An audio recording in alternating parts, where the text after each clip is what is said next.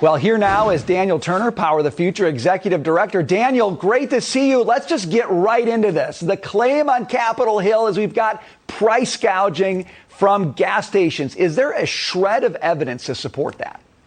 No, not whatsoever. And it's actually really insulting because this is an industry that at the height of the pandemic was basically going bankrupt. Many of these corporations were losing up to $20 billion in profits. They were laying off their staff. And there was no collective sigh of mourning, right? The Congress never came to their aid. They were just saying this is part of this is rough and tumble capitalism, right? So that now that the industry has changed, and most of it has changed because of Biden's policies, that now all of a sudden they're the bad guys, right? I'm curious, Brian, if there's ever going to be an investigation into the pharmaceutical industry that did very well under COVID. I'm curious if there's going to be an investigation into companies like Amazon and Walmart that did very well during COVID, as their competition was put out of business, deemed non-essential, right? So it's just all political theater, and quite frankly, me with the industry, we're just sick and tired of it.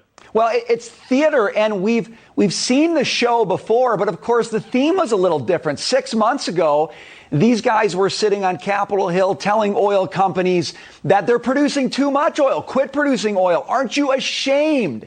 Aren't you embarrassed that you're producing oil?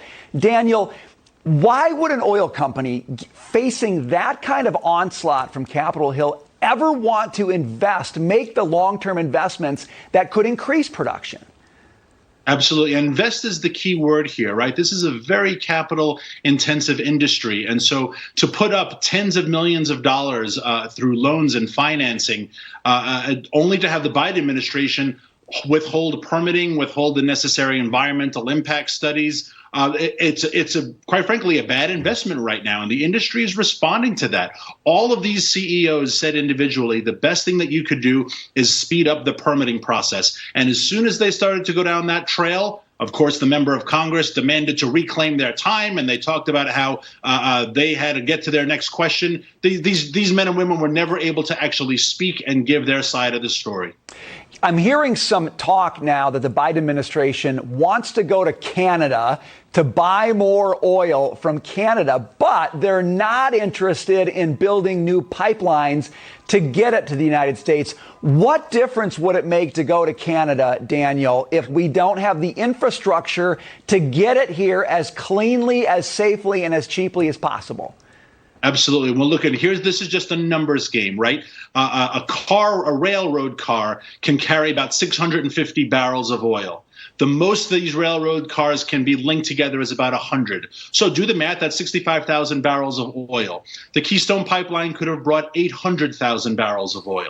Not only that, but the railroad is going to burn around 70,000 gallons of diesel on each trip. And that cost is going to get added to the price of the oil, right? So why would Canada want to send oil to the United States if they can't do it economically efficiently, and if they can only do it in increments of 650 barrels per railroad car? So that was the goal of Keystone. The goal of Keystone was to say, let us find all the means necessary to create this energy infrastructure. When you handicap this industry through the financing, through the lending, through the infrastructure, well, of course, the industry responds by not being productive. And quite frankly, right now, it is not productive, and no one is to blame more than Joe Biden. Daniel, have any of the Democrats on this committee gone down to Texas, gone down to New Mexico, gone to the Dakotas, gone to Pennsylvania, and said to the people there, thanks for what you're doing? Have they gone to them, or is it all about hauling these executives up to D.C., Daniel?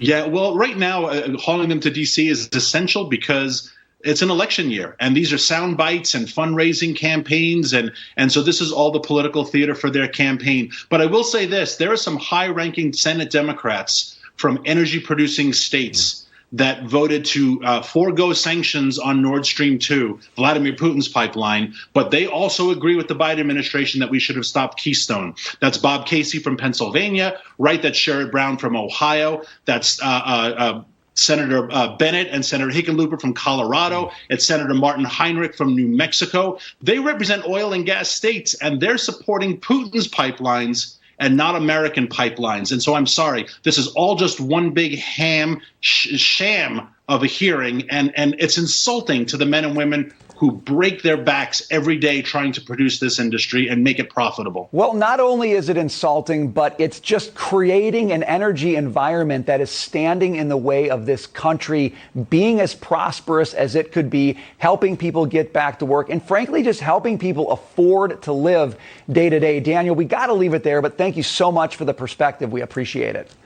Thank you.